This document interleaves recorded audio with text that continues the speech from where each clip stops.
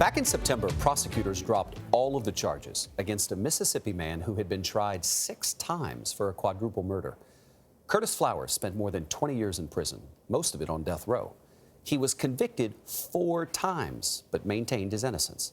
60 Minutes correspondent Sharyn Alfonsi spoke with him. And there's a knock at the door. And I answered it. And next thing you know, I was all up against the wall, being handcuffed. And he explained to me that we just have a warrant for your arrest back in Mississippi. I said, for what? And he said, 4 counts of capital murder. Yeah, I said, me? Are you sure you got the right guy? Every time, every time, every time. Flowers had no criminal record and was more likely to be on stage with a gospel group than in handcuffs. There was no murder weapon, no DNA or fingerprints linking him to the crime. But it took an all-white jury just an hour to deliberate and convict him. At age 27, Curtis Flowers was sentenced to death and put in the Mississippi State Penitentiary, known as Parchman Prison. Were you scared? Oh, yes. What's Parchman like? The worstest thing you ever dreamed about. Yeah, like a nightmare.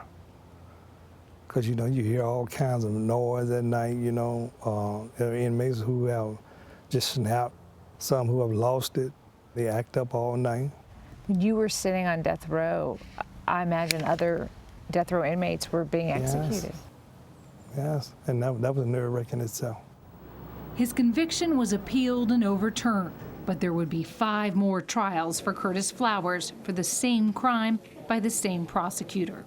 How can a person be tried for the same crime 6 times? This case is unprecedented in the history of the American legal system. Unprecedented and shocking. You can see more of Sharyn's interview with Mr. Flowers this Sunday on 60 Minutes. The Supreme Court, of course, struck down his conviction, and one of the 2 justices that dissented was Clarence Thomas, the only black justice on the bench.